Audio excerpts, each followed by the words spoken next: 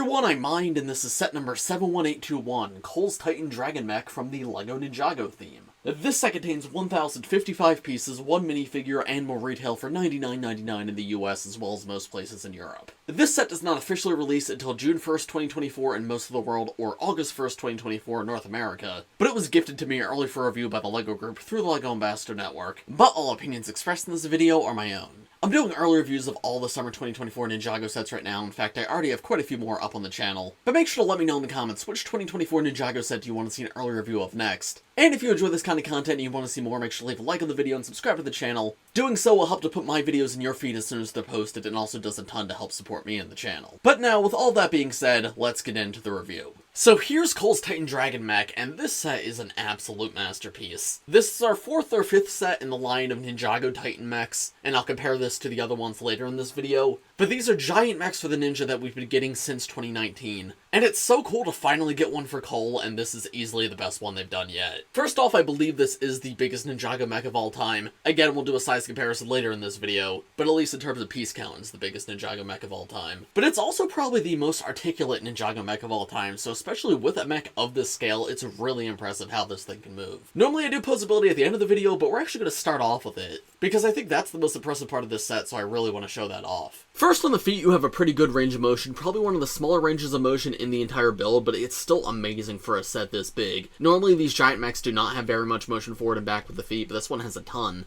And there's still the side-to-side motion that's more typical of these mechs. You can see these feet attached to the legs in a very similar way that the Kai Climber mech does it from earlier this year, and I had a lot of praise for the way they did it in that set, but this takes that idea and takes it to another level. Because you can see there's two of these tube pieces, then they're connected on mini ball joints, so there's just so much freedom when moving this foot around. Then, as is pretty common with big mechs as of recent, yes, there is still knees on this mech, but the way they actually look when being moved is probably my favorite part. They've got like this knee pad piece right here, and it slides up and down as you bend the knee. So that keeps the knee pad always covering the joint, so there's not really like an ugly angle there. And this is just not something I've seen them do before at all. But man, that works amazing.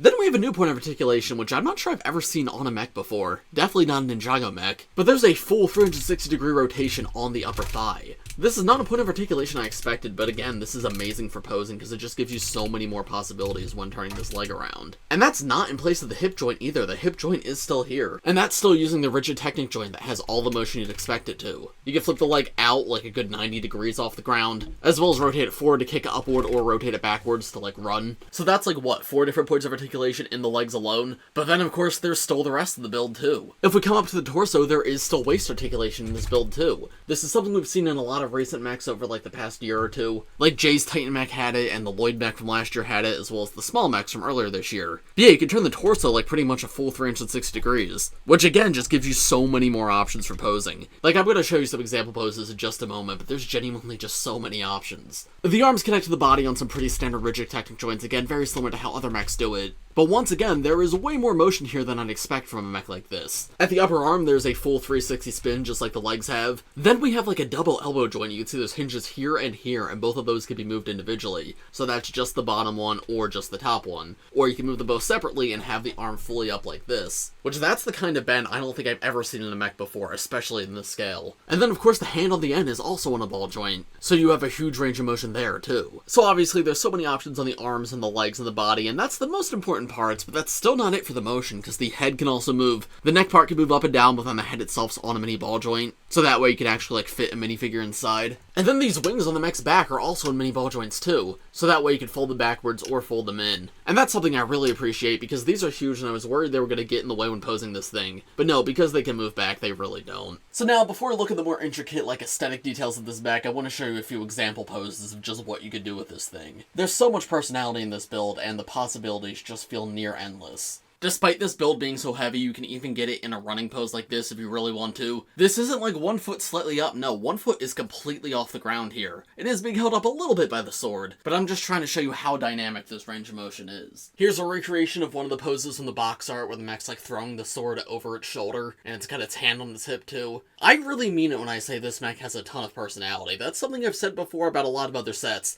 but it's never been to this level. There is so many different options for posing, this is truly spectacular.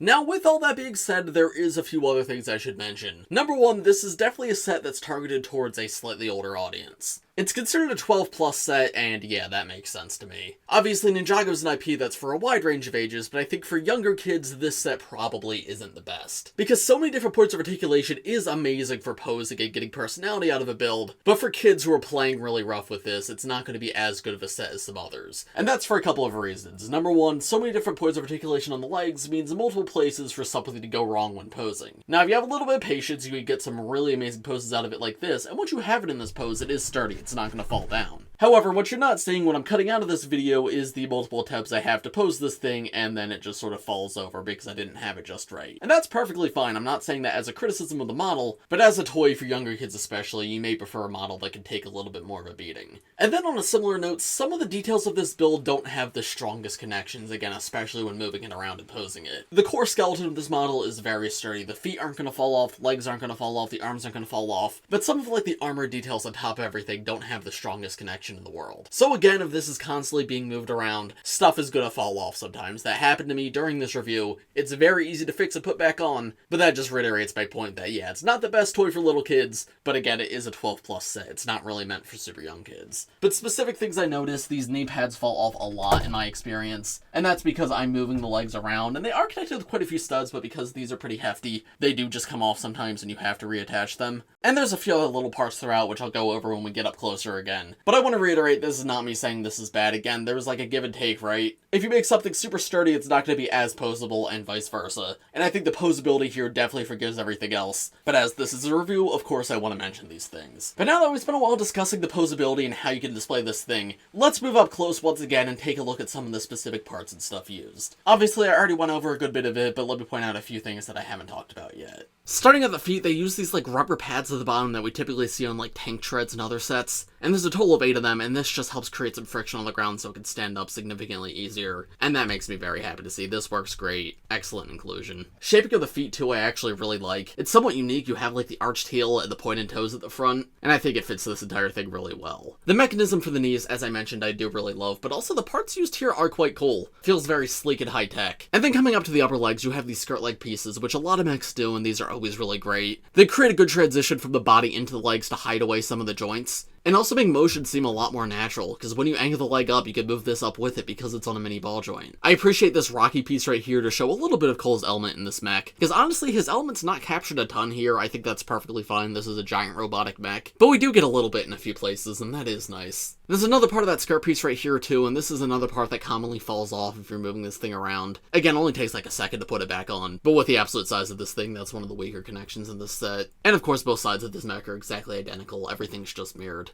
There's a few stickered pieces in this set, by the way. I haven't pointed them out yet. In fact, I don't believe there's any prints at all. But it's just like this orange energy flowing through the mech to make it look a little more high-tech, and I think that's very effective. These two pieces right here are also parts that very commonly fall off. Again, not too difficult to fix. You just plop them right back on. But yet another thing worth pointing out. And then we come to the torso of the mech, and I love how this looks. We have Cole's symbol right here, the Ninjago letter C, but I love the way that there's like a core in the chest of this mech, and it's like sticking out. It makes me imagine that like a laser or something could be shot out of there. Then the head of this mech looks fantastic. They used the Moon Knight blade piece from the last Marvel minifigure series. When I first saw that part, I thought it would work great for Ninjago, so I'm really happy to see it's actually on an official set now. And lighting is not the best, but we just have a little seat for Cole to sit. He could slot in there even with his armor piece. And there's how the mech looks from the outside with Cole actually piloting it. I appreciate that he could be seen too. You can actually show off that really cool mech suit that he has. Really love the geometry on the shoulders. This looks awesome, and the sticker Nexo Knight shield pieces do really add a lot. We have another one of those rock pieces right here too, and then the wrist transitioned back into the white, and again we have 2 more stickered parts. The hand, by the way, has a Tectic pin in it, and that's to hold on to the sword. By default, the sword's in the other hand, but you could swap that around if you want. And speaking of the sword, this piece is massive. It has to be the biggest mech sword ever, and it uses the new Dune Ornithopter blade piece that we had earlier this year, and of course the Dune Ornithopter set. This is a really creative reuse of that part, and makes this build even cooler. In fact, it might even be too big for this mech, but I don't care. It's a very over-the-top option that I feel like just works really well. Quick funny story about this piece, by the way. Back in September, I got to go to LEGO's headquarters and interview the team behind the Dune Ornithopter set, and I asked them about the new blade piece. I was like, is this meant to be just for the new Dune set, or is it made to be somewhat generic so other themes can use it? And they told me, oh no, it's meant to be somewhat generic so other themes can use it. And then one of the designers said something along the lines of, of maybe another theme could use it as a sword for a giant mech. And little did I know, he was probably teasing this set because, of course, back in September of last year, I had no idea this set was coming. But it was definitely in development at that point, and I guess he was aware of it. But yeah, really, really cool to see that part reused, and in a new color. It's now gold. It was gunmetal gray previously, I believe. But then finally coming to the wings of the back, they actually have little sword holders here, which is small, but a very nice touch. I've mentioned before, I always appreciate clips to hold accessories. Back in the day, sets did not come with that nearly enough, but a lot of modern sets have. But despite this being more of a display model than a play model, and being a 12+ set, they still include 2 clips to hold Cole's accessories while he's in the mech, one on each wing. And that's a very small thing, but something that's very appreciated. And there we go, I think that's most of what I have to show you for the build of Cole's Titan mech. But yeah, in short, this is phenomenal. Aesthetically, I think it looks great. Color scheme, by the way, I think the white and orange with the black and gray looks really good. I think especially because it's all sectioned off. If all colors were used all throughout, that might look a little bit messy. But no, the white's only used with the lower legs and lower arms, while they use black and gray for more of the core. And that's great, it fits in line with the other Titan mechs, while also being uniquely Cole's. But yeah, this is a truly impressive set that I could not be happier with. However, I'll talk about that a little bit more at the end of this video. For now, let's do a quick comparison of this set to the other Titan mechs, then take a look at the minifigure in this set, and then I'll give you my overall thoughts on everything at the end of this video. Here's a look at all 5 of the current Titan mechs lined up, and you can see obviously the new Cole mech towers over the rest. It's actually somewhat similar in size to Nia's Samurai X mech. It's a little bit bigger. Obviously the wings at the back add a lot, but if you weren't counting the wings, they're very similar in height. I think the Cole mech is slightly taller though. By the way, I know there's some debate as to whether or not the Nia mech counts as a Titan mech. A few years ago I would have said yes, definitely it does, but now that we've seen that every other Titan mech uses white on them, I'm not so sure. However, I still thought it was worth letting all of them up. But yeah, Cole's Titan mech is pretty much the most expensive of all these sets. Nia's mech was a little bit more expensive, but that one came with a side build and more minifigures. But you can see with all these lined up, it does a decent job to justify that price. I remember thinking the Lloyd mech was really big and impressive when we first got that, but in comparison, that's just nothing. It's super cool to see these all lined up though, and I'm really glad that this is a collection that they're continuing, and I hope that in the future we do get a Titan mech for Kai and possibly an actual Titan mech for Nia. But yeah, I just want to show you guys this quick comparison, but now let's take a look at the Cole minifigure that comes in this set. So here's the one and only minifigure in this set, the new mech pilot suit for Cole. I'm actually not sure exactly what to call this suit because we got the mech pilot suits earlier this year that was a line of suits, and Cole had a completely different suit for that wave, but on the box this is just called Mech Cole, so I guess I'll call this Cole's Titan mech suit. But yeah, this is an all-new exclusive figure that doesn't match any of the other ninja. No other ninja has a suit like this. This is like a special figure just for this set, and this minifigure is amazing. I actually saw that a lot of people didn't like this when it was revealed, and I'm honestly not sure why. I've been wanting the ninja to use white as a base color for forever, and the only time we really got that was Prime Empire, sort of. But the look of this is exactly what I've been wanting, and I really want this for the rest of the ninja too. Before we talk about the minifigure though, let's take a quick look at these accessories. He comes with trans orange katana pieces, which are actually a somewhat rare part. They were introduced in the Ninjago City markets, which is obviously a very expensive set, but then they also came in the wrapped on poly bag, which is significantly cheaper. But other than those 2 sets, it only comes in this set and the Tournament Temple City, which is the big set of this wave. So they're still fairly rare parts, especially if you didn't get the wrapped on poly bag. So I really appreciate that they were included in a wide release set. Removing that though, here's a full look at the minifigure, and this Cole suit looks like he's wearing the same armor that his mech is. He also has that like orange energy that's flowing through the core of his suit, and all the detailing feels very sci-fi, very high-tech. And I like that he has a symbol in the corner right there. It's very subtle, but that's the Ninjago letter C. This armor piece too is the Praetorian Guard armor in orange, which may be a new color for that part. I don't believe I've had that piece in that color before. And then the back of the torso is awesome as well. That's actually not metallic silver or anything, that's just matte gray right there. But it just makes Cole look like he's fully integrated into this mech. And it helps make the entire set feel extra premium, the fact that we have an exclusive Cole figure for this set. The only part I actually don't like is the hood. I wish it was orange and white instead of orange and black. I get including the black because black is Cole's main color and it would be weird to have a Cole suit without any black at all. But black's not really used too much on the torso or the legs, so I feel like on the hood it just feels a little bit out of place. Even black and white might have been better. Actually, yeah, if it was like black here and then white on the back, I think that would have been really cool. But I do feel like the hood is a little out of place like this.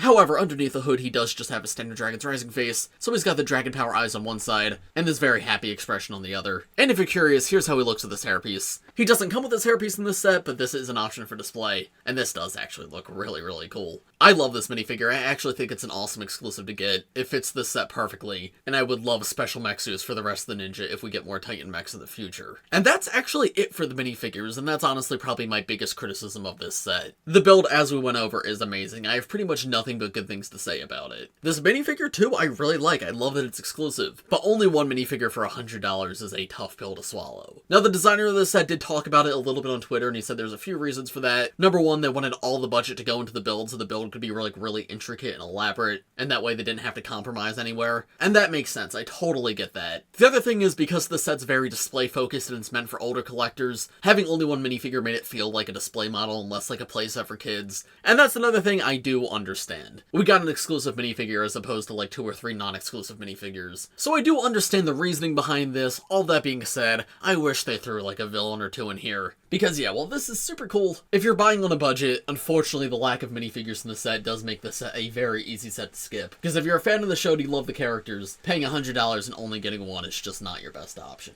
But what are my opinions of the set overall? I do think this set is truly fantastic. The value is pretty good in my opinion. Again, aside from the minifigures, the actual build is absolutely a $100 build. The piece count's about on par for a $100 set, but obviously there's a lot of big pieces used, including the giant sword that it's holding, so value is not a point of criticism here. However, I will say this set is definitely not for everybody. Again, Ninjago is a theme that has a wide range of ages of fans, and I think for older collectors, especially if you're not the biggest fan of the show but you just like the set sometimes, this is the perfect set for fans like that. But for younger kids, there's definitely sets that make for much better toys, and for older fans who love the characters but you're buying on a bit of a budget, unfortunately because of the lack of minifigures in this set, I do think you're probably better off buying something else. So this set is really great if what you care about most is the model. If you're not a minifigure collector and you do care about LEGO for the actual builds, this is a phenomenal design and I cannot recommend it enough. But if you are a fan of the show, a minifigure collector, and you're not planning on buying every set, this is one that I would at the very least wait to get, because for $100 you can definitely get a lot more in terms of minifigures and other sets. But of course, those are just my thoughts. Let me know what you guys think of this set in the comments below. As I mentioned at the beginning of this video, let me know in the comments which 2024 Ninjago set do you want to see an early review on next. But as for this video, I think that's about all I have to say, so thanks for watching everybody. I hope you all enjoyed. If you did, make sure to leave a like on this video and subscribe to the channel if you're new. Thanks for watching everybody, and I will see you all in the next one. Bye!